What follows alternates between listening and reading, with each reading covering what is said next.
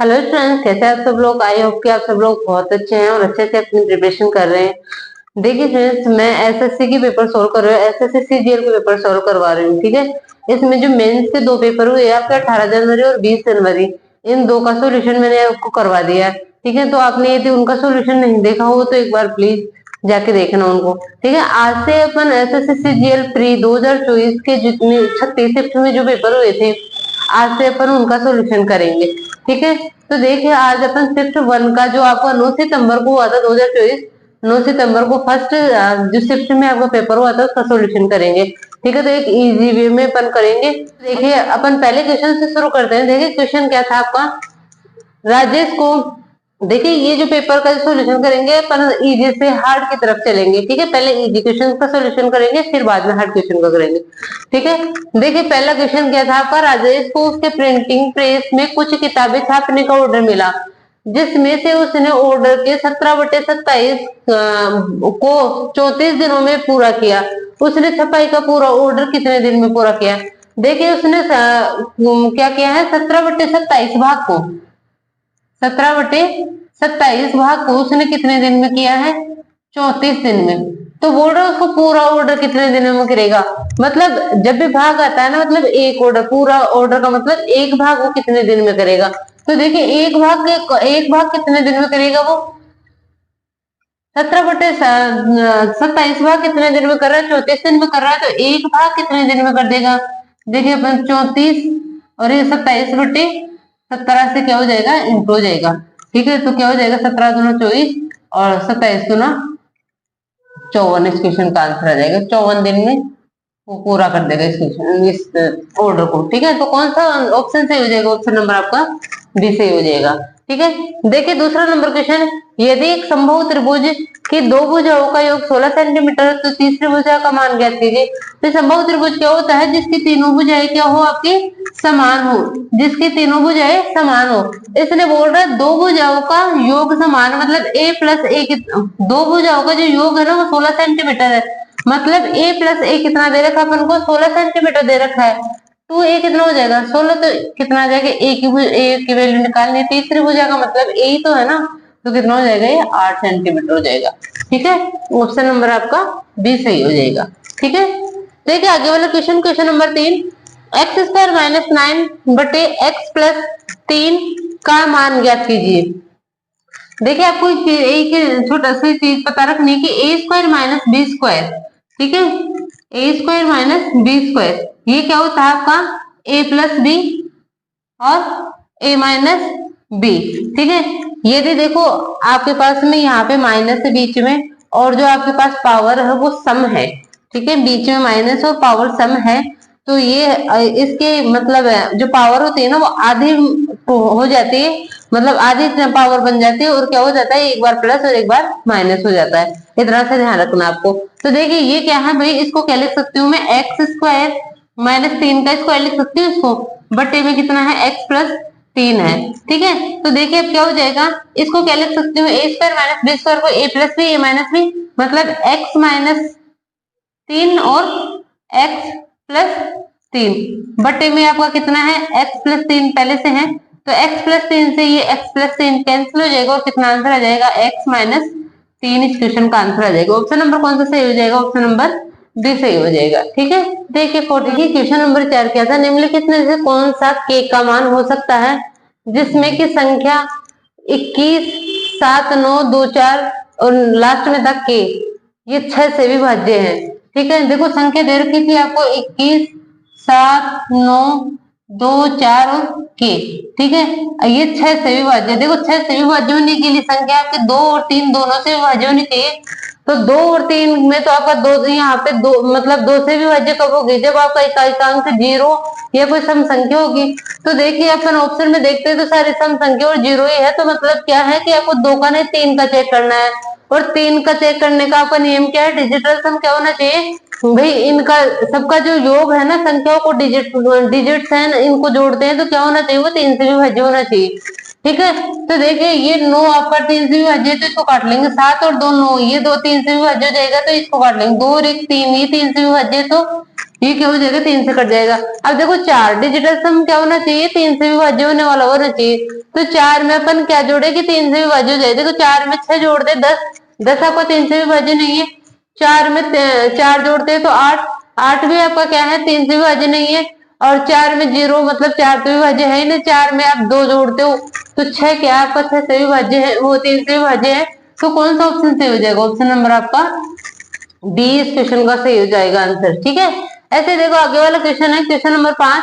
एक परीक्षा में लड़कों और लड़कियों के औसत अंक 100 में से क्रमशः 75 और 80 हैं। यदि उस परीक्षा में सभी विद्यार्थियों के औसत अंक 78 है तो लड़कों की संख्या व लड़कियों की संख्या का अनुपात याद कीजिए। देखिए जब भी ऐसा दे दे कि आपको गर्ल्स और बॉयज दोनों का अलग अलग आपको एवरेज दे रखा है, और फिर क्या कर रहा है, सब लड़कियों और लड़कों दोनों सबका मतलब साथ में भी आपको एवरेज दे रखा है कितना, 78, और फिर इनकी संख्या पूछ रहा है तो इसमें अपन एलिगेशन लगा लेंगे। ठीक है, क्या बोल रहा है, देखो बॉयज और गर्ल्स है, बॉयज का जो औसत अंक है वो कितना है, 75, और गर्ल्स का जो एवरेज है 80 है। इन दोनों का पूरी क्लास का मतलब गर्ल्स और बॉयज दोनों का औसत कितना दे रखा है, 78 दे रखा है। तो देखिए इसमें क्या करेंगे, इसमें से अपन इसको घटा के इधर लिखेंगे और इसमें से इसको घटा के इधर लिखेंगे। ये क्या हो जाएगा, संख्या का अनुपात आएगा। ठीक है, ये बॉयज की संख्या का अनुपात यहाँ पे आएगा, वो बॉयज की संख्या यहाँ पे और गर्ल्स की संख्या यहाँ पे, तो ये बॉयज और गर्ल्स की संख्या क्या आ जाएगा, यहाँ से अनुपात आ जाएगा। देखो 80 में से 78 जाते हैं तो 2, और ये कितना हो जाएगा आपका, 78 में से आपका कितना 75 जाते हैं तो कितना आ जाएगा, 3। ठीक है, तो जो आंसर निकल के आएगा वो कितना आ जाएगा, 2:3। बॉयज और गर्ल्स का जो रेशियो आएगा संख्या का वो कितना आ जाएगा, 2:3 आ जाएगा। कौन सा ऑप्शन सही हो जाएगा आपका, ऑप्शन नंबर आपका ए सही हो जाएगा। ठीक है, अब देखो आगे वाला question, 6 number question, cos square 29 plus cos square 61 का मान ज्ञात कीजिए। देखिए जब भी ऐसा आ जाए कि कोस आपका कोस कोस दे रखा हो और यहाँ पे जो थीटा है इनका मान 90 हो, तो क्या होता है, एक होता है, या फिर अपन दूसरे मेथड से भी इसको क्या लिख सकते हैं, अपन साइन स्क्वायर, इसको ऐसे लिख सकते हैं ना,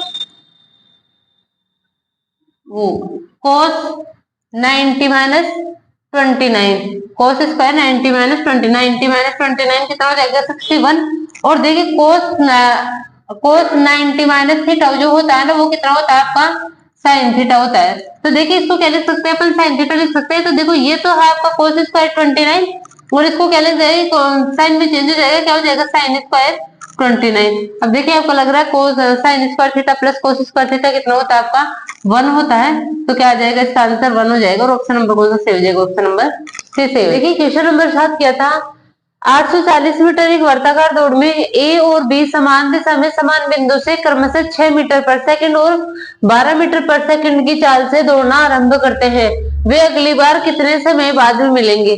देखिए क्या बोल रहा है इसमें कि एक वर्ताकार ट्रैक है और इस पे ए और बी दोनों एक ही दिशा में दौड़ रहे हैं, ए भी इधर ही दौड़ रहा है और बी भी आपका इधर ही दौड़ रहा है। दोनों की चाल दे रखी है, ए की चाल 6 मीटर पर सेकंड और बी की चाल 12 मीटर पर सेकंड। देखिए जब भी दोनों समान चाल में चलेंगे तो मतलब ए की तरफ चलेंगे तो क्या होती है, जो सापेक्ष चाल आती है वो क्या आती है, दोनों का डिफरेंस, दोनों की चाल का डिफरेंस, मतलब 12 माइनस 6 कितना हो जाएगा, 6 मीटर पर सेकंड।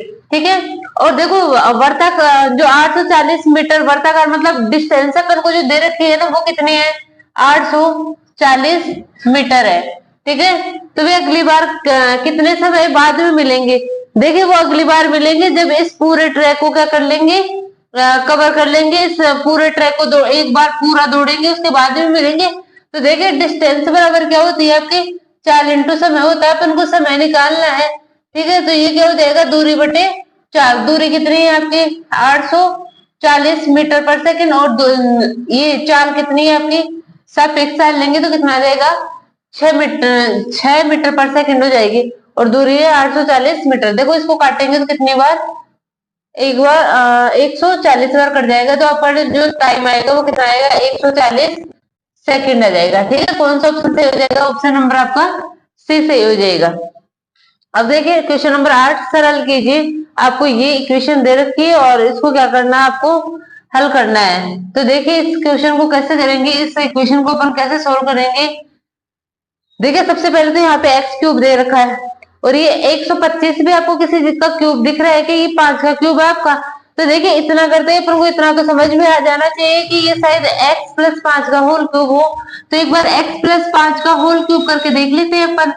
ठीक है, ये क्या होता है, x क्यूब प्लस 5 का क्यूब 125 प्लस कितना आ जाएगा 3xy, मतलब इन दोनों को इंटू करेंगे तो 15x और अंदर आ जाएगा x प्लस 5। देखो इसको खोलते हैं तो कितना आ जाएगा, x क्यूब प्लस 125 प्लस ये कितना हो जाएगा 15x स्क्वायर प्लस 15 5 75 x।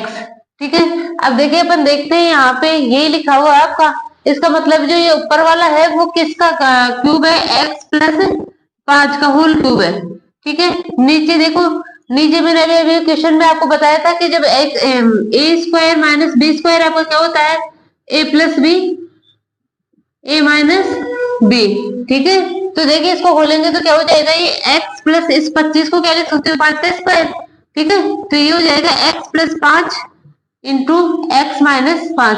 अब देखो यहाँ पे x माइनस 5 पहले से है, तो x माइनस 5 से x माइनस 5 आपका कैंसिल हो जाएगा, और x प्लस 5 से आपका ये क्यूब है तो ये कितना आ जाएगा यहाँ पे 2। तो देखो इसको इसका क्या है, क्या आ रहा है x प्लस 5 का होल स्क्वायर, और जब इसको खोलते तो क्या आ जाएगा x square plus 25 plus 10x। इस क्वेश्चन का क्या आ जाएगा, आंसर आ जाएगा। कौन से ऑप्शन में है ऐसा, ऑप्शन नंबर आपका डी सही हो जाएगा। ठीक है, देखिए क्वेश्चन नंबर 9 है, भरण पाइप P भरण पाइप Q से 21 गुना तेज है, यदि Q एक टंकी को 110 मिनट में भर सकता है तो दोनों पाइपों को एक साथ खोलने पर टंकी को भरने में कितना समय लगेगा। देखिए सबसे पहले तो क्या दे रखा है, जो पाइप P है वो पाइप Q से 21 गुना तेज है, मतलब P और Q की एफिशिएंसी क्षमता का जो अनुपात है वो कितना है, 21:1 है। फिर अपन को दे रखा है कि Q एक टंकी को 110 मिनट में भर सकता है, तो देखिए टंकी की जो क्षमता है ना वो कैसे निकालेंगे। टंकी की क्षमता आती है आपकी, देखो टंकी की क्षमता है कि वो किसका कौन भर सकता है, आपका Q इसको 110 मिनट में भर सकता है। ठीक है, और जो Q की क्षमता है वो कितनी है, 1 है, तो Q की क्षमता को Q के टाइम से अपन इंटू कर देते हैं, तो टंकी की क्या आ जाती है, टोटल क्या आ जाती है, कैपेसिटी आ जाएगी, टंकी में कितना पानी आ सकता है। ठीक है, तो कितना आ जाएगा अपने पास में, यहाँ पे टंकी की क्षमता आएगी वो कितनी आएगी, 110 आ जाएगी।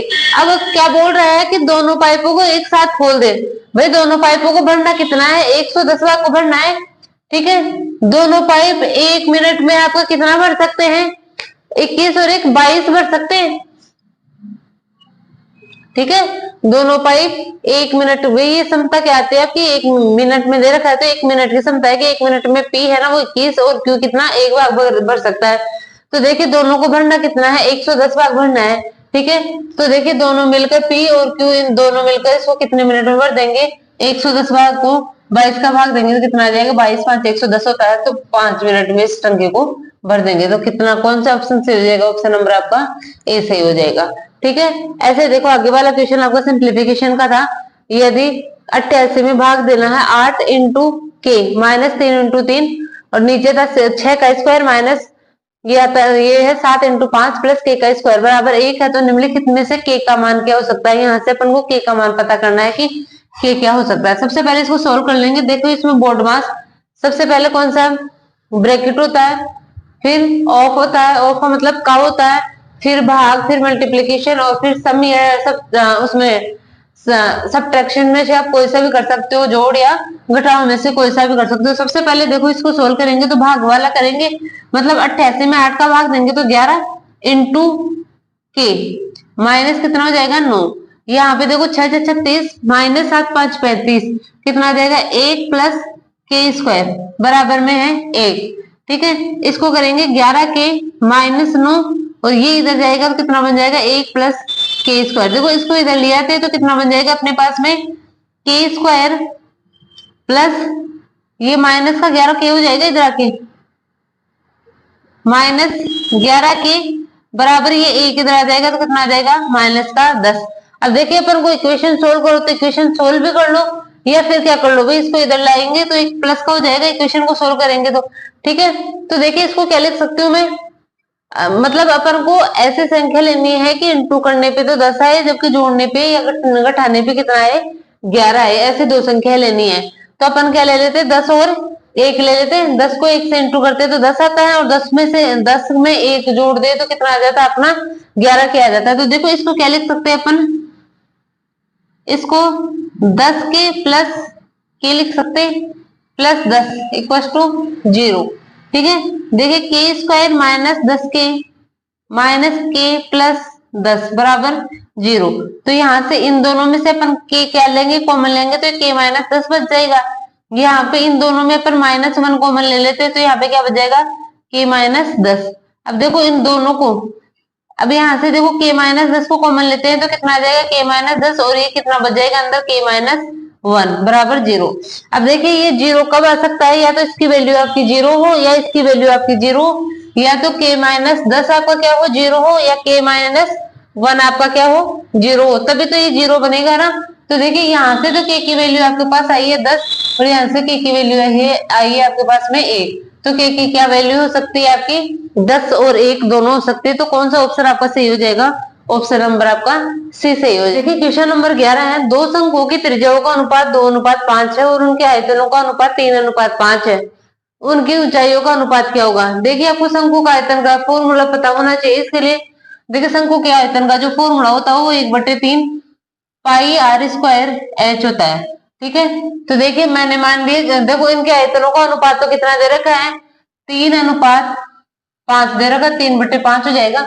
ठीक है, देखिए दोनों ऊपर नीचे, इसके आयतन में भी 1/3 पाई आएगा और इसके आयतन में भी 1/3 पाई आएगा, तो 1/3 पाई से 1/3 पाई कैंसिल हो जाएगा।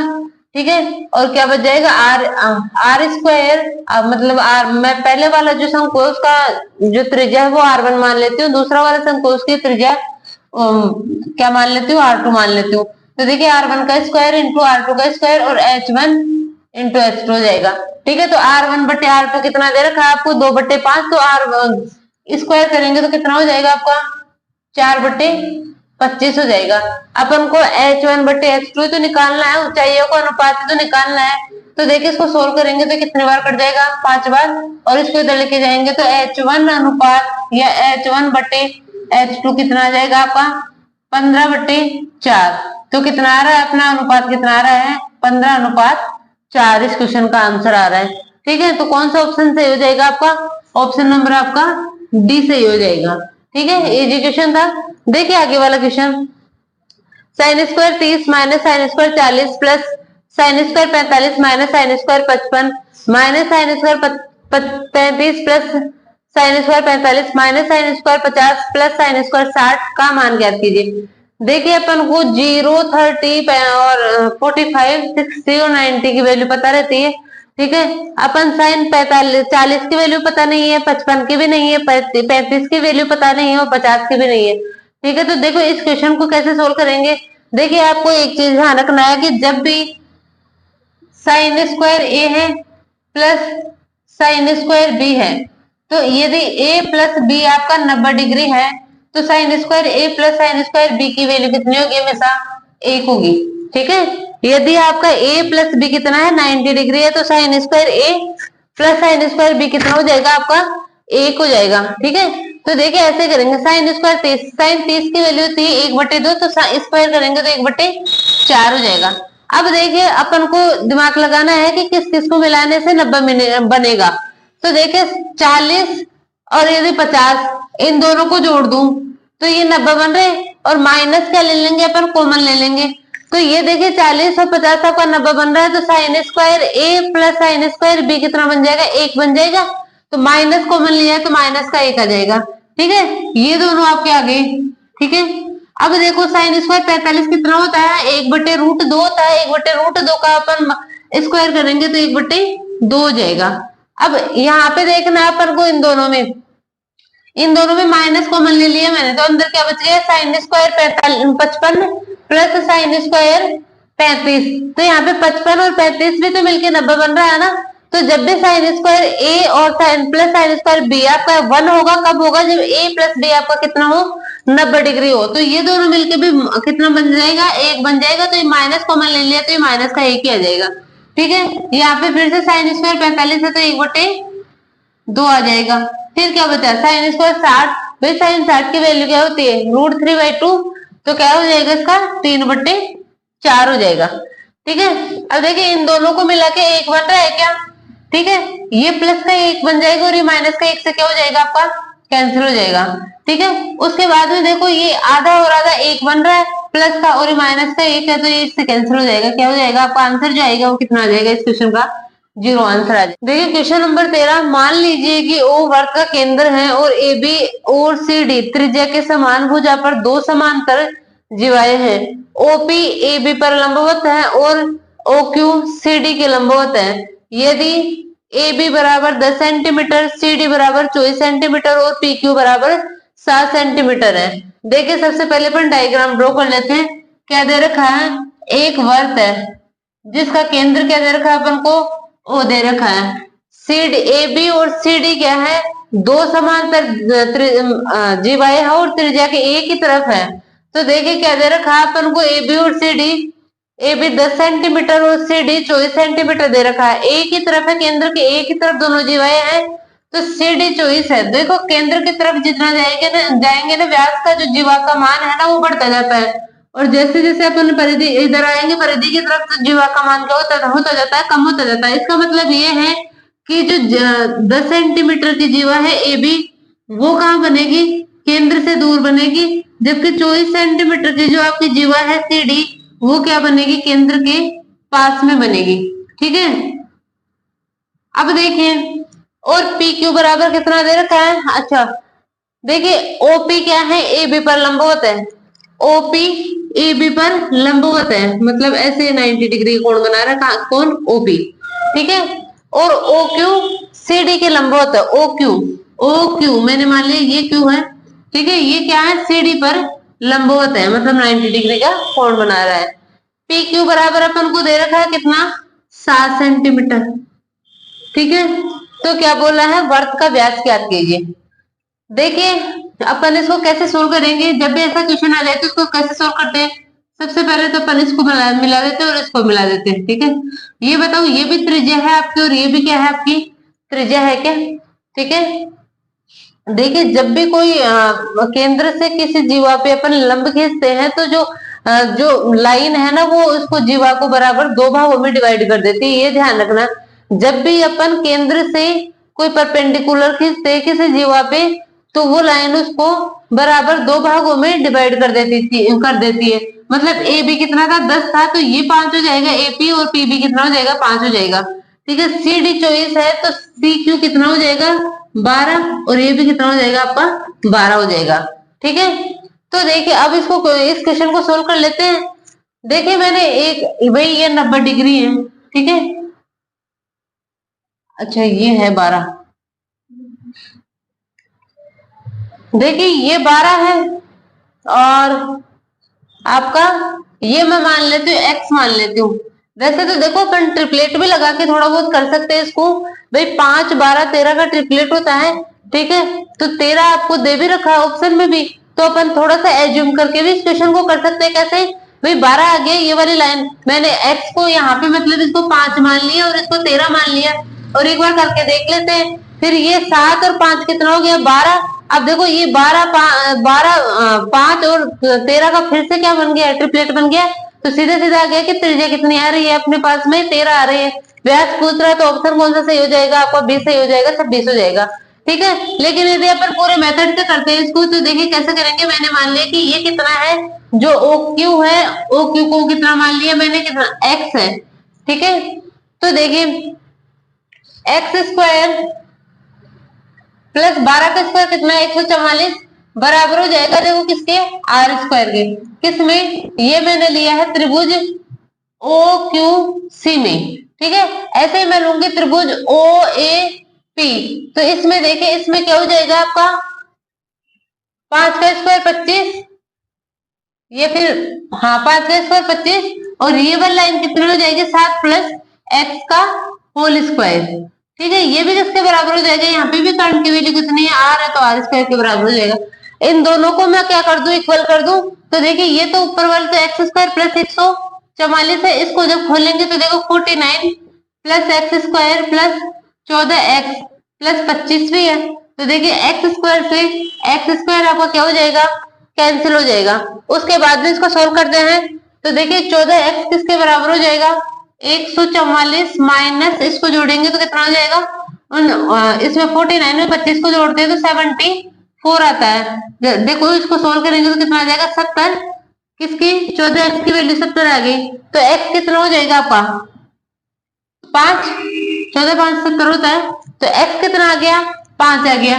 ठीक है, देखिए ये 5 आ गया। अब यहाँ पे 7 ये अब देखो यहाँ पे ये वाली लाइन है ओपी, वो कितनी हो गई, पूरी 12 हो गई। ठीक है, ये कितनी हो गई, 5 हो गई। या यहाँ से देख लो 12 5 और 13 का क्या बन गया, ट्रिपलेट बन गया। ठीक है, या यहाँ पे आप क्या कर लो, x की वैल्यू पुट करके इसको सोल्व करोगे तो r की वैल्यू अपने पास में कितनी आ जाएगी, x की वैल्यू क्या पुट करोगे, 5 करोगे तो 25 प्लस 144 बराबर आर स्क्वायर। 144 में 25 जोड़ दे तो कितना आ जाएगा, 169 आ जाएगा। तो आर कितना आ जाएगा, यहाँ से 13 आ जाएगा। अपन को क्या पूछा है, डायमीटर पूछा है। डायमीटर क्या होता है, त्रिज्या का दुगना होता है। त्रिज्या कितनी आई, 13 आई, तो 13 का दुगना कितना हो जाएगा, डायमीटर अपना आएगा वो कितना आएगा, 26 आएगा। ठीक है, व्यास कितना आ गया, 26। ऑप्शन नंबर कौन सा, बी सही हो जाएगा। ठीक है, वैसे यदि आपको ट्रिपलेट पता है तो ट्रिपलेट से ही क्वेश्चन अपन एज्यूम करके ही कर सकते थे, इतना करने की जरूरत नहीं थी। ठीक है, अब देखिए आगे वाला क्वेश्चन, क्वेश्चन नंबर 14। यदि कोसेक थीटा इक्वल टू 5/3 है तो sec square theta -1 into cot square theta plus 1 plus cot square theta का मान ज्ञात कीजिए। देखिए इसको एक तो डायरेक्ट अपन कर सकते हैं कि जो कोसेक थीटा होता है ना, वो क्या होता है आपका कर्ण बटे लंब होता है। तो यहाँ से 3 4 5 का ट्रिपलेट लग जाएगा और आधार कितना हो जाएगा आपका 4 हो जाएगा। ठीक है, एक तो अपन वैल्यू पुट करके भी कर सकते हैं, लेकिन देखिए सबसे पहले अपन इसको थोड़ा सा सिंप्लीफाई कर लेते हैं। सेक स्क्वायर थीटा -1 कितना होता है, देखो आपका tan स्क्वायर थीटा होता है क्या। ठीक है, इनटू ये कोट स्क्वायर थीटा है ही, और 1 प्लस कोट स्क्वायर थीटा आपका क्या होता है, कोसेक स्क्वायर थीटा होता है। कितना होता है, कोसेक स्क्वायर थीटा होता है। तो देखिए टेन थीटा बराबर क्या होता है, 1/, कोट थीटा होता है। ठीक है, तो देखिए इस कोट थीटा को मैं क्या लिख सकती हूँ, 1/tan स्क्वायर थीटा लिख सकती हूँ। ठीक है, और ये tan स्क्वायर थीटा है ही आपका पहले से। इधर देखो ये क्या, ये कितना है, into cosec square theta. tan square theta से tan स्क्वायर थीटा आपका क्या हो जाएगा, कैंसिल हो जाएगा। कोसेक थीटा की अपन को वैल्यू दे रखी है 5/3, तो 5 का स्क्वायर 25 और 3 का स्क्वायर कितना हो जाएगा, 9। जो एक्सप्रेशन का जो आंसर आएगा वो कितना आ जाएगा, 25/9 आ जाएगा। कौन सा ऑप्शन इससे हो जाएगा, ऑप्शन नंबर आपका डी से हो जाएगा। ठीक है, क्वेश्चन नंबर 15 डीआई से क्वेश्चन आया था आपका। दी गई तालिका में एक संस्थान में 3 अलग अलग विषयों में 3 विद्यार्थियों द्वारा प्राप्त अंकों का परसेंट दर्शाया गया है। ठीक है, आपको बताना है यदि परीक्षा उत्तीर्ण करने के लिए इतिहास में न्यूनतम 105 अंक चाहिए तो कितने विद्यार्थियों ने परीक्षा उत्तीर्ण, मतलब कितने विद्यार्थी परीक्षा में उत्तीर्ण हुए। देखिए आपको क्या दे रखा है, 3 विषय दे रखा था, उसमें जो आपके मार्क्स थे 175, 200 और आपका 125 है, टोटल मार्क्स है। उनमें से ये आपको क्या दे रखा है, परसेंट दे रखा है कि मतलब राम को 54% मिला है इतिहास में, भूगोल में कितना मिला है, 87% मिला है, वनस्पति विज्ञान में 71 मिला है। ऐसे ही मोहन का परसेंटेज दे रखा है अलग अलग विषय का, और ऐसे श्याम का दे रखा है। लेकिन देखो इस क्वेश्चन में आपको बिल्कुल इजी क्वेश्चन था, इसमें आपको ओनली इतिहास का पूछा है कि इतिहास में जो 105 नंबर ला रहा है वो क्या है, पास हो गया। ठीक है, तो देखिए इतिहास में 105 अंक का मतलब होना चाहिए कितने परसेंटेज है। तो देखिए अपन को निकालना है कि 105 परसेंटेज में निकालना है, 105 अंक आने चाहिए कितने में से, 175 में से। तो इसको परसेंट में चेंज करेंगे अपन, देखो कितना परसेंट आना चाहिए, क्योंकि ये वाला डेटा अपन को परसेंट में दे रखा है। ठीक है, तो देखिए इसको सोल्व करेंगे तो 25 से काटेंगे 4 बार, और ये 25 से 7 बार, इसको 7 से काटेंगे तो ये 15 बार कट जाएगा। ठीक है, तो कितना हो जाएगा, 15 60%। मतलब इतिहास में 60% अंक आएंगे तो ही पास होगा। अब देखिए अपन को देख लेते हैं किसके 60% है और किसके नहीं है। राम के ओनली 54% है, ये पास नहीं होगा, फेल हो जाएगा। मोहन के भी जो 51% है, ये भी फेल हो गया। ओनली श्याम ने क्या की है, क्या मतलब इतिहास में क्या हुआ है, पास हुआ है। तो कितने विद्यार्थी पास हुए, ओनली एक विद्यार्थी। तो कौन सा ऑप्शन सही हो जाएगा, ऑप्शन नंबर आपका बी सही हो जाएगा। देखिए क्वेश्चन नंबर 16 आपका 22 सेंटीमीटर और 10 सेंटीमीटर त्रिज्या वाले दो वृत्तों के केंद्रों के बीच की दूरी 37 सेंटीमीटर है। यदि इन वृत्तों की सीधी अनुस्पर्श रेखा के स्पर्श बिंदु M और Q है तो रेखाखंड एम क्यू की लंबाई ज्ञात कीजिए। देखिए दो आपके वृत्त है, ठीक है, एक है 22 सेंटीमीटर और एक क्या है आपका 10 सेंटीमीटर। देखो 22 और 10 32 होता है और इनके केंद्रों की दूरी 30 सेंटीमीटर दे रखे, मतलब दोनों आपके जो ये वृत्त है वो क्या है, दूर दूर है, ठीक है। ये आपको दे रखा है कितना, 37 सेंटीमीटर। अब क्या बोल रहा है, यदि इन वृत्तों की सीधी अनुस्पर्श रेखा, मतलब पीको का, देखो इसमें दे रखा होगा आपको कि अनुस्पर्श रेखा बिंदु एम और क्यू है तो रेखाखंड एम क्यू की लंबाई ज्ञात की। यदि इन वृत्तों की सीधी अनुस्पर्श रेखा का मतलब डायरेक्ट कॉमन टेंजेंट, ठीक है, ये है, ठीक है। इसने बोल रखा है कि इसको कर्म से एम और क्यू पर टच करते हैं, तो एम क्यू की लंबाई ज्ञात कीजिए। देखिए इसका डायरेक्ट फॉर्मूला होता है, जो अनुस्पर्श रेखा की लंबाई का जो फॉर्मूला होता है ना, डायरेक्ट कॉमन टेंजेंट, डीसीटी। कैसे निकालते हैं, डीसीटी है डायरेक्ट कॉमन टेंजेंट, इसको बोलेंगे फुल फॉर्म, या फिर हिंदी में बोलते हैं सीधी अनुस्पर्श रेखा। तो इसका जो फॉर्मूला होता है ना, वो क्या होता है आपका, रूट में आता है केंद्रों के बीच की दूरी का square minus R1 minus R2 का होल स्क्वायर, ठीक है। केंद्रों के बीच की दूरी कितनी है आपकी, 37, ठीक है। 37 का square minus R1 minus R2 का स्क्वायर, मतलब 22 में से 10 जाएगा तो कितना बच जाएगा आपका, 12 का स्क्वायर, ठीक है। अब देखिए या तो आपको देखो ट्रिपलेट भी आप लगा सकते हो, इसमें 12 35 है, इसका एक ट्रिपलेट होता है तो 35 आएगा यहाँ से।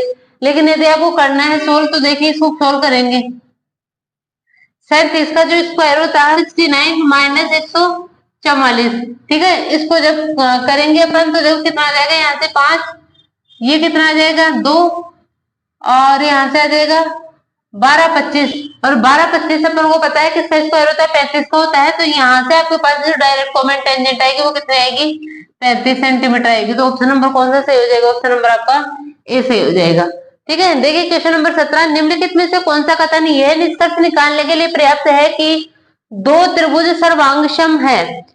देखिए दो त्रिभुज सर्वांगसम है का मतलब किसी भी दो त्रिभुजों के सभी अंग समान है। देखिए आपको क्या क्या याद रखने हैं, त्रिभुज में सर्वांगसम होने के लिए 3 नियम लगते हैं। देखिए कौन कौन से होते हैं, भुजा भुजा भुजा नियम, साइड एस एस एस नियम, मतलब दो त्रिभुजों की यदि साइड, सभी साइड क्या है, समान है, सब मतलब ये मान लिया ए बी सी, और ये क्या, इसको मान लिया पी क्यू आर। तो देखिए यदि ए बी 3 है तो पी क्यू भी कितना होगा 3, इसको मैंने 4 मान लिया, बी से 4 है तो ये भी 4, और ये 5 है तो ये भी 5। मतलब यदि भुजा भुजा भुजा नियम लगता है कब, जब दो त्रिभुजों की भुजाएं क्या हो, बराबर हो। एक कौन सा नियम लगता है इसमें, एस ए एस नियम, भुजा कोण भुजा नियम, ठीक है। मतलब ये है कि यदि दो त्रिभुजों की भुजा कोण भुजा नियम, ठीक है, यदि दो त्रिभुजों की दो भुजाएं समान है, मान लिया कि ये 3 है ये 4 है, ये भी 3 है ये 4 है, ठीक है, और उनके कोण, अच्छा पी क्यू आर, तो इसको एबीसी मान लेती हूँ मैं, ठीक है, और इनके बीच का कोण मान लिया मैंने समान है, कितना मैंने मान लिया 60 है, ठीक है। तो भी ये क्या हो जाएगा आपका, सर्वांगसम हो जाएगा, तीसरी भुजा अपने आप ही क्या हो जाएगी, इक्वल हो जाएगी, ठीक है। तो इसमें भी क्या लगता है आपका, सर्वांगसम का नियम लगता है, ठीक है। और एक क्या लगता है आपका, एंगल साइड एंगल नियम, मतलब कोण भुजा कोण नियम, यदि दो कोण आपके क्या है, समान है, जैसे मान लिया ये एक त्रिभुज है एबीसी और ये एक त्रिभुज है आपका पी क्यू आर, ठीक है। ये वाला कोण मैंने मान लिया 45 डिग्री है, ये 55 डिग्री है, तो इसमें भी ये वाला जो आपका है कोण वो 45 डिग्री, ये कितना है 55 है, तो ये वाली भुजा और ये वाली भुजा क्या होगी, समान होगी। तो देखिए जब मान लिया कि ये कोण, अभी ये कोण कितना बच गया आपका, देखो कितना बच जाएगा सु, तो ये 80 बची है। तो देखिए 80 के सामने वाली भुजाएं क्या है आपकी, समान है, तो इनके सामने वाली भुजाएं भी क्या हो जाएगी आपकी, समान हो जाएगी। ठीक है, तो सर्वांग का मतलब क्या है, ये इनकी दो भुजाएं बराबर होती है। देखो दो भुजाएं बराबर होगी, दो भुजाएं बराबर होगी तो तीसरी भुजा अपने आप बराबर हो जाएगी। तो देखिए परिमाप क्या हो जाएगा, इनका समान हो जाएगा। तो कौन सा नियम लग जाएगा अपने पास में, पहला तो क्या है, इनके आधार और ऊंचाई समान होंगे, कोई जरूरी नहीं है। दूसरा क्या है, दोनों त्रिभुजों की एक भुजा और एक कोण समान होते हैं, एक कोण और एक भुजा समान होती है, तो कोई जरूरी नहीं है कि वो सर्वांग हो। लेकिन यदि दो भुजाएं समान है, ठीक है, तो उनके बीच का कोण भी क्या है, ये वाला मैंने लिखा है, दो भुजाएं आपके समान है, ठीक है, तो उनका परिमाप भी क्या हो जाएगा, समान हो जाएगा। ठीक है, ऑप्शन नंबर कौन सा सही हो जाएगा, ऑप्शन नंबर आपका सी सही हो जाएगा। क्वेश्चन नंबर 18 क्या है, आपका एक वस्तु पर रुपए 550 अंकित है, यदि इसे 40% की छूट पर बेचा जाए तो विक्रय मूल्य से क्रम मूल्य से 10% अधिक हो जाता है, क्रय मूल्य ज्ञात कीजिए। देखिए सबसे पहले तो आपको जो एमआरपी इसकी थी वो अंकित मूल्य वो कितना था, एमपी वो कितना था 550, इसको 40% की छूट पे बेच रहे हैं। तो देखिए बेचेंगे कितने में इसको, 40% की छूट मतलब 60%, 550 के 60% पे बेचेंगे। तो देखिए कितना आ जाएगा, एसपी यहाँ से अपना आएगा, देखो 0 से 0, 2 0 से 2 0 कैंसिल हो जाएगा, और कितना हो जाएगा 6 5 30, और कितना 330 रुपए आपके पास में क्या आ गया, इसका विक्रय मूल्य आ गया। अब क्या बोल रहा है कि इसका विक्रय मूल्य इसके क्रय मूल्य से 10% अधिक है। 10% का मतलब 1/10, ठीक है। यदि क्रय मूल्य इसका 10 है तो विक्रय मूल्य कितना हो जाएगा, 11। भाई कितने 10% अधिक में बेच रहा है ना, तो मैंने सीपी का सीपी मान लिया 10, 10 का 10% आपका 1 होता है, तो एसपी कितना हो जाएगा 11। देखिए एसपी है कितना अपना 330 है, ठीक है, 330 किसकी वैल्यू जाएगी 11 की, तो सीपी के लिए किससे इंटू कर देंगे अपन, सीपी के लिए 10 से इंटू कर देंगे, ठीक है, 11 से काटेंगे 30 बार कट जाएगा, और कितना आंसर आ जाएगा अपने पास में 300 रुपए, उसका क्या आ जाएगा, क्रय मूल्य आ जाएगा। ठीक है, 19 नंबर क्वेश्चन है, 8 रुपए 5 रुपए 2 रुपए 81 में पी को रुपए 100 का भुगतान करता है। भुगतान के लिए उपयोग किए गए सिक्कों की संख्या 40 है, तो भुगतान में रुपए 5 मूल्य वर्ग के सिक्कों की संख्या कितनी है। देखिए कितने थे के सिक्के, यहाँ पे 5 रुपए का सिक्का है, 2 रुपए का सिक्का है और 1 रुपए का सिक्का है, ठीक है। अब क्या बोल रहा है, कितने टोटल रुपए कितने भुगतान कर रहे हैं, 100 रुपए। मैंने मान लिया कि जो 5 रुपए के सिक्के हैं वो कितने हैं, एक्स है, और 2 रुपए के सिक्के हैं वो कितने हैं, वाई। तो देखिए 1 रुपए के सिक्के क्या हो जाएंगे, टोटल सिक्के 40 है, तो ये कितने हो जाएंगे 40 माइनस एक्स प्लस वाई, ठीक है। मैंने मान लिया 1 रुपए के टोटल सिक्के कितने 40, टोटल सिक्के 40 में 40 है, इसमें से एक्स है आपके किसके 5 रुपए के, और वाई किसके हैं 2 रुपए के हैं, तो 1 रुपए के सिक्के कितने बच गए 40 माइनस एक्स प्लस वाई, ठीक है।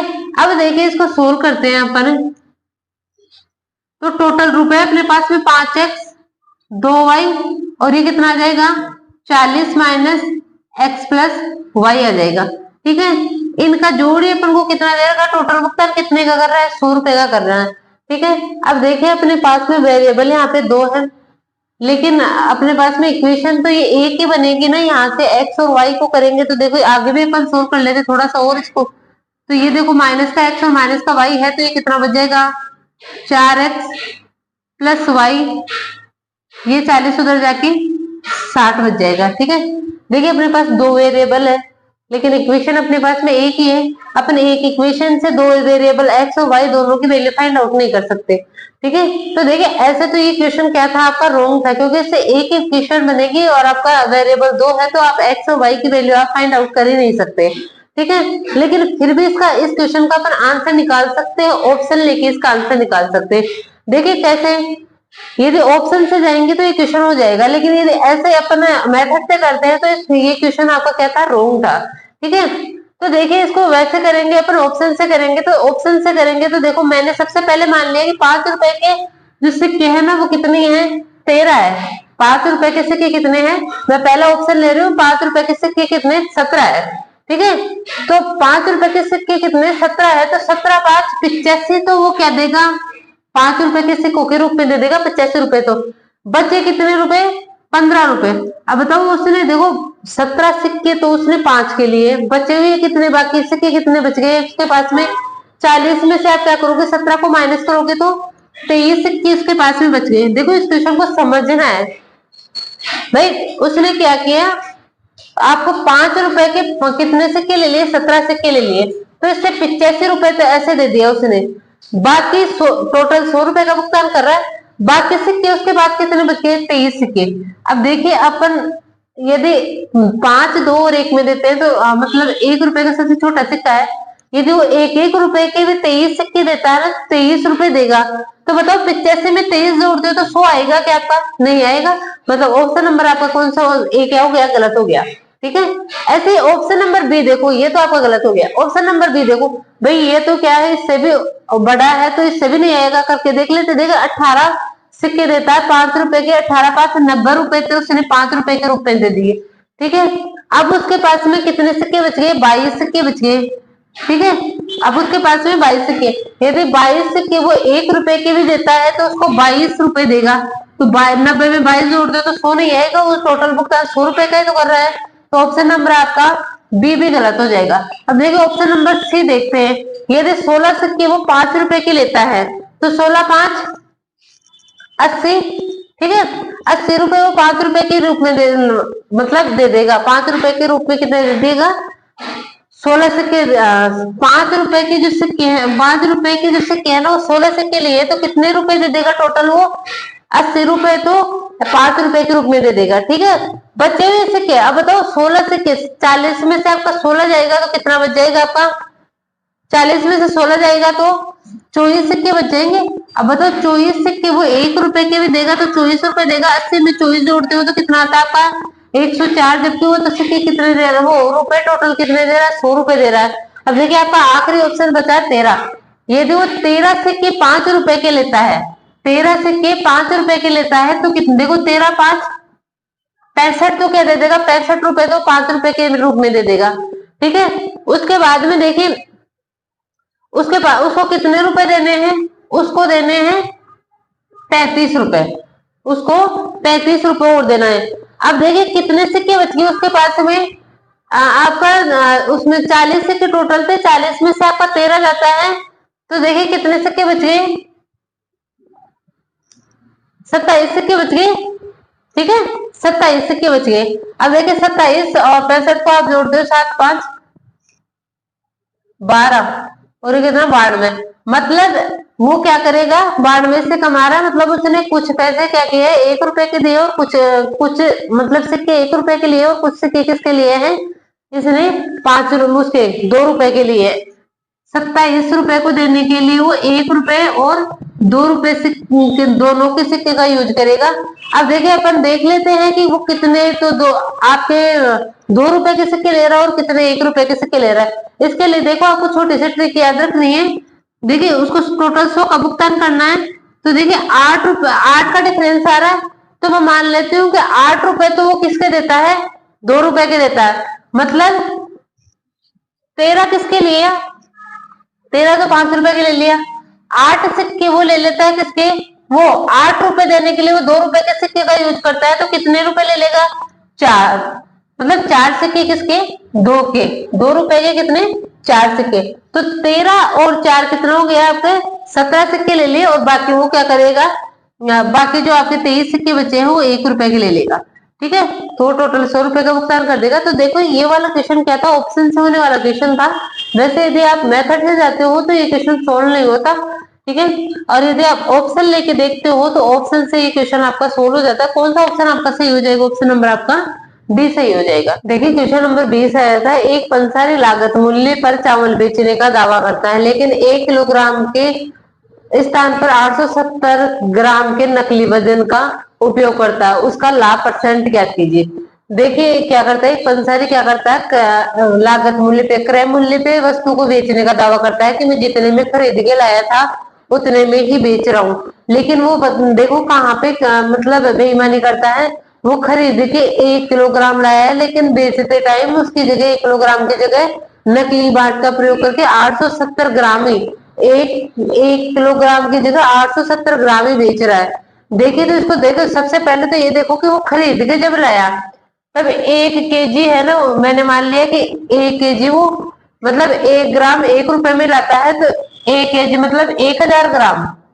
1 kg मतलब 1000 ग्राम वो कितने में लेके आया होगा? 1000 रुपए में लेके आया होगा।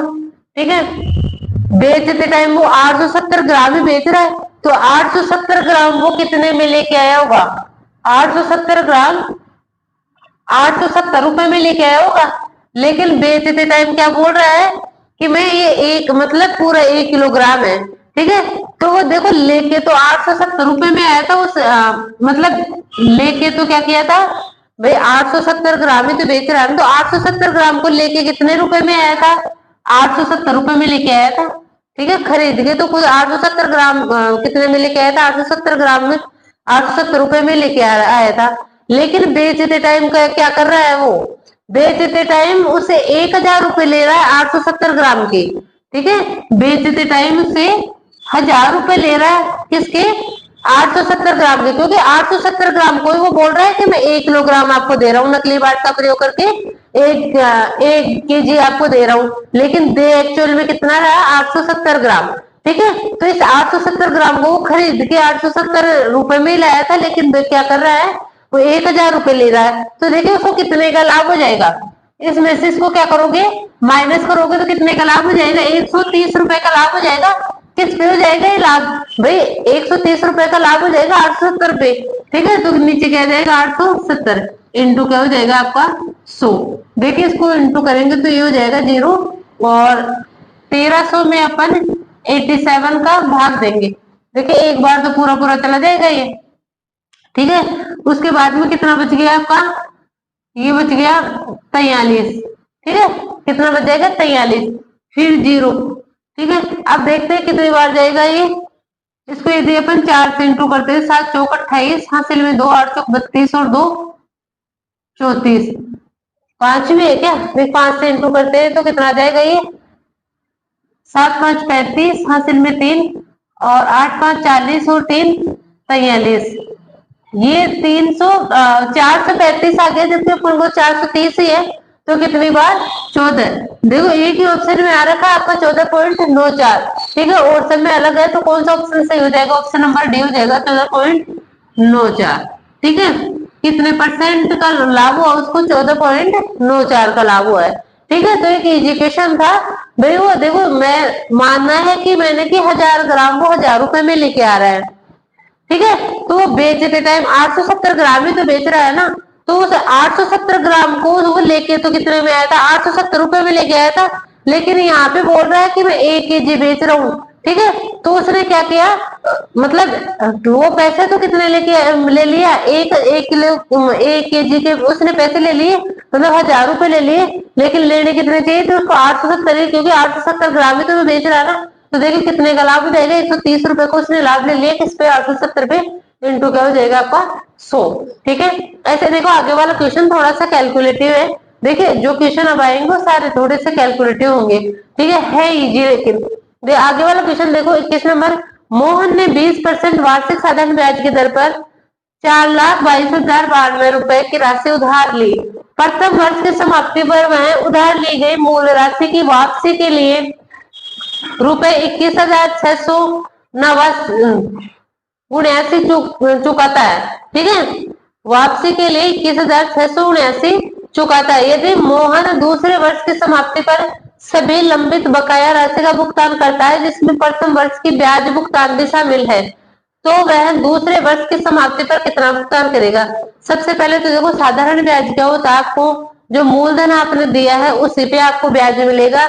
यदि आप 2 साल के बाद में ले रहे हो तो 1 साल के बाद में जो ब्याज हुआ है आपका, उस पे आपको ब्याज मतलब ब्याज पे ब्याज नहीं मिलता, ये ब्याज पे ब्याज आपको CI में मिलता है। ठीक है, चक्रवर्ती ब्याज में मिलता है, ब्याज पे ब्याज कम। इसमें साधारण ब्याज में क्या होता है? आपको ओनली मूलधन पे ब्याज मिलता है। तो देखिए सबसे पहले अपन क्या करेंगे, इसका 1 वर्ष का साधारण ब्याज निकाल लेंगे। 4,22,092 पे 20% की दर से 1 साल का ब्याज कितना हो जाएगा? देखो इसको कैलकुलेट कर लेंगे अपन। ठीक है, ये 1 0 घटेगा। ठीक है, तो इसको सोल्व करेंगे तो देखो कितना हो जाएगा?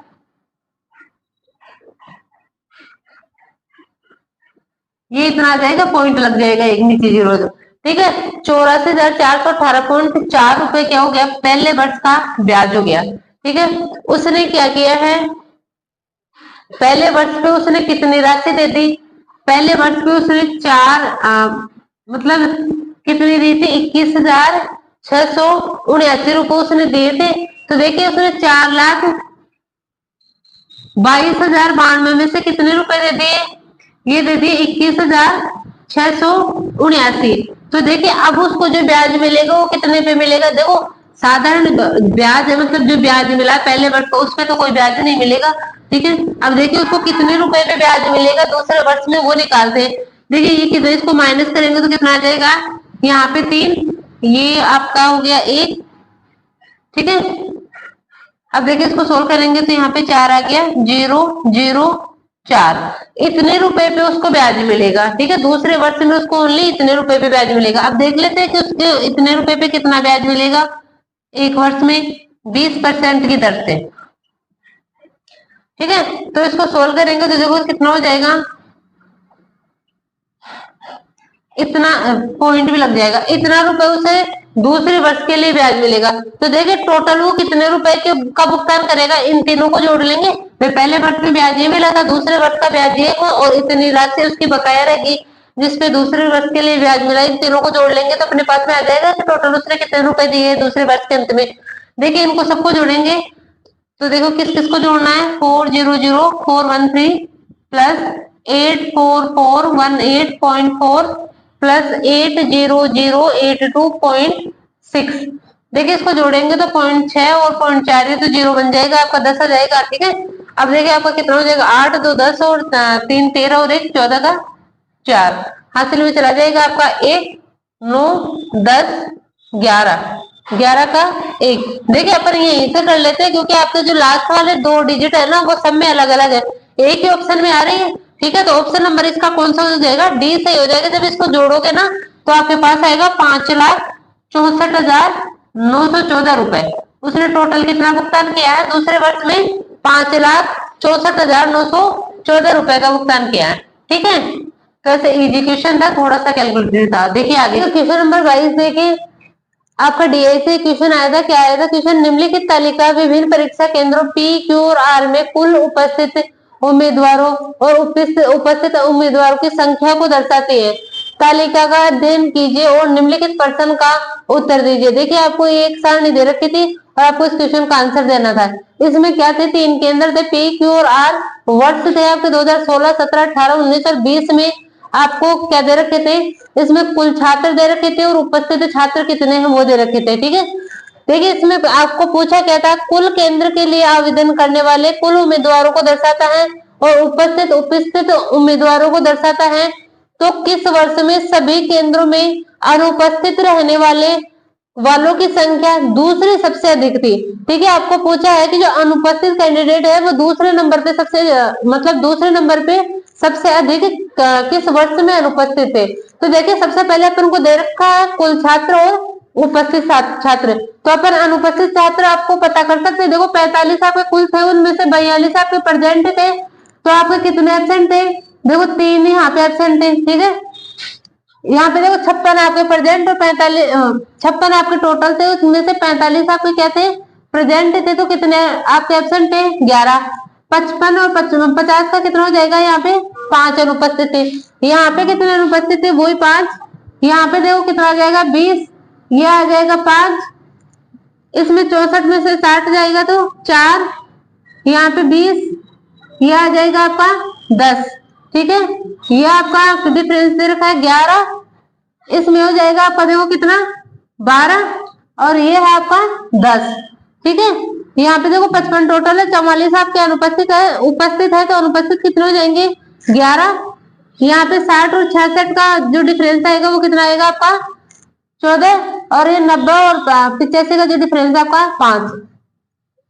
तो देखिए 2016 में कुल एब्सेंट कैंडिडेट कितने थे आपके 3 प्लस 11 14 और 14 प्लस 5 कितने हो जाएंगे आपके 19। ठीक है, 2017 में 5 और 20 25, 25 और 5 30। 2018 में देखो 4 और 20 24, 24 और 10 कितना हो जाएगा 34। ठीक है, ऐसे देखो आगे 11 और 12 आपका कितना 23, 23 और 11 और 12 23, 23 और 10 कितना हो जाएगा आपका 33।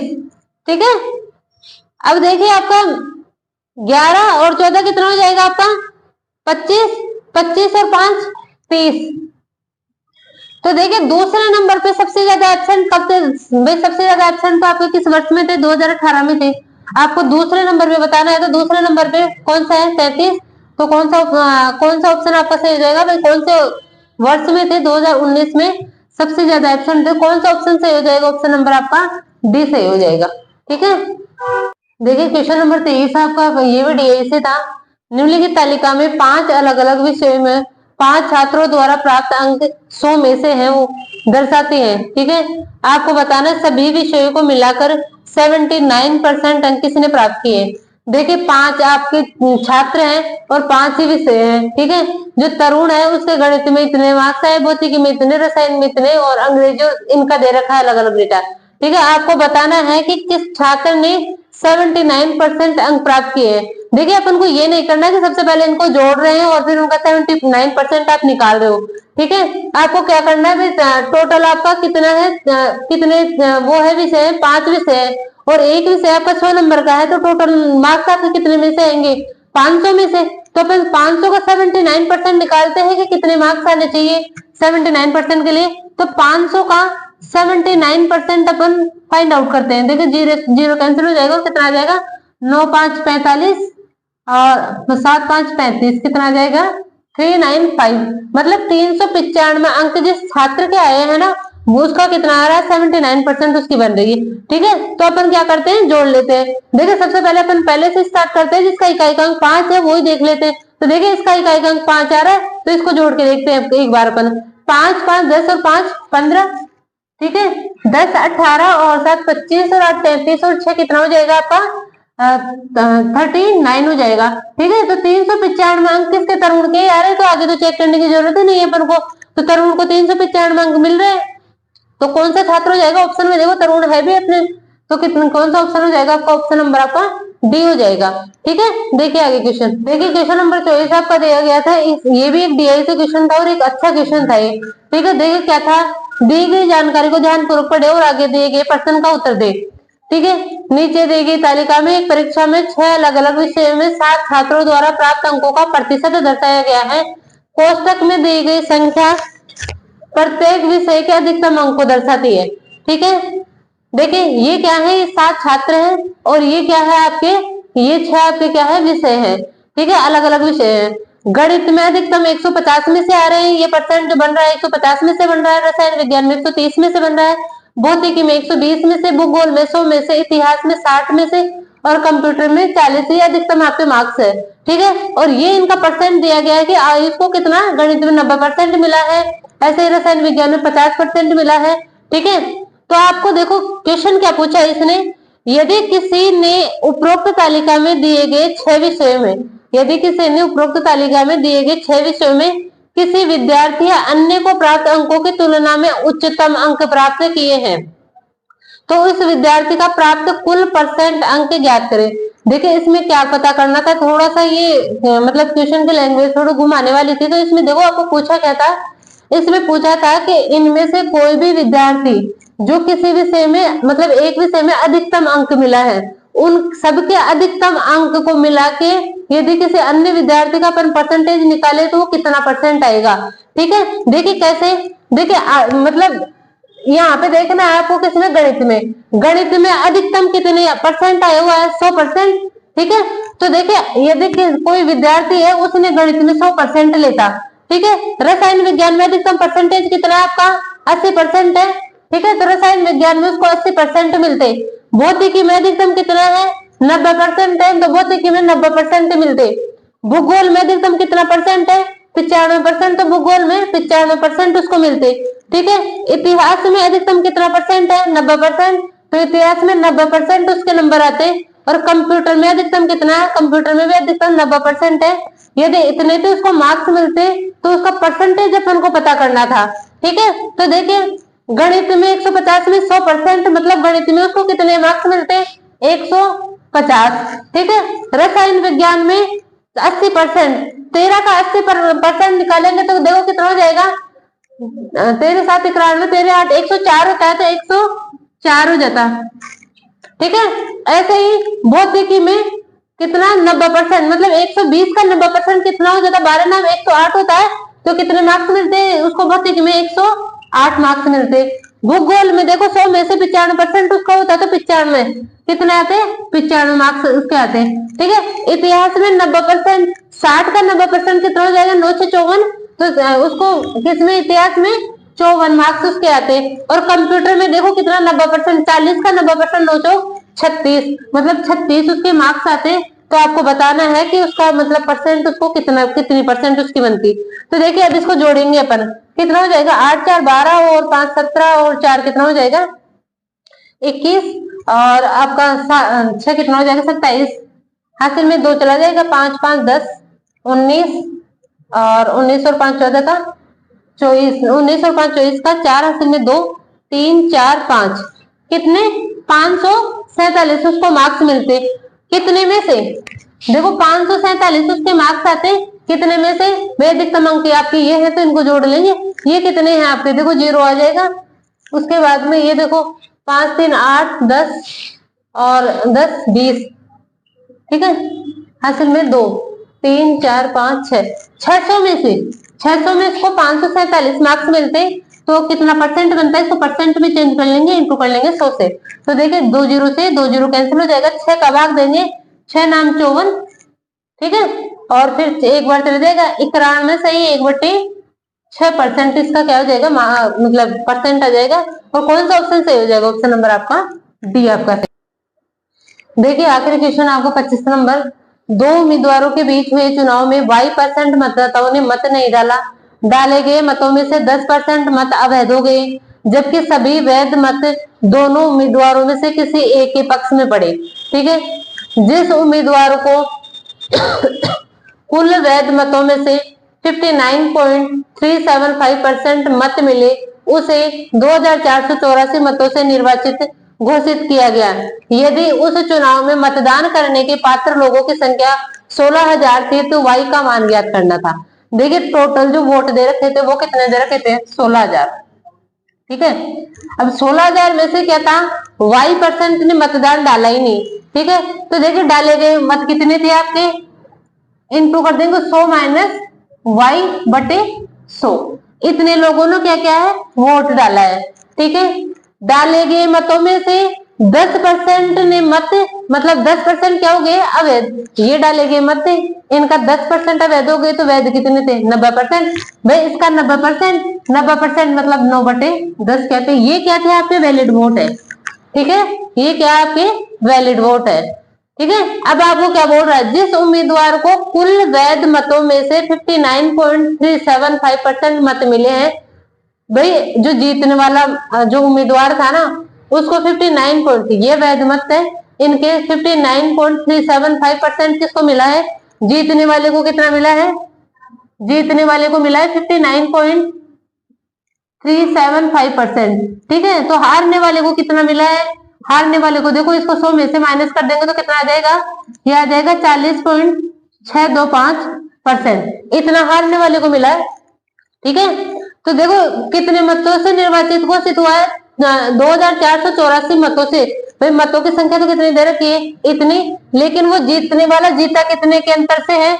इन दोनों का अंतर कितना हो जाएगा? देखो इन दोनों का अंतर अपन निकाल लेंगे। ठीक है, तो देखिए इन दोनों का जो अंतर निकालेंगे वो कितना हो जाएगा आपका? 0.5, और ये 13 से यहाँ पे कितना आ जाएगा? 8 18.75% से क्या किया है? वो जीता है। वैध मतों मतलब जो जीतने वाला उम्मीदवार है ना, वो क्या किया? वैध मतों के इतने परसेंट, इतने के अंतर से जीता है। ठीक है, तो देखिए इसको कर लेंगे पर 18.75%, परसेंट पट होंगे तो नीचे 100 आ जाएगा।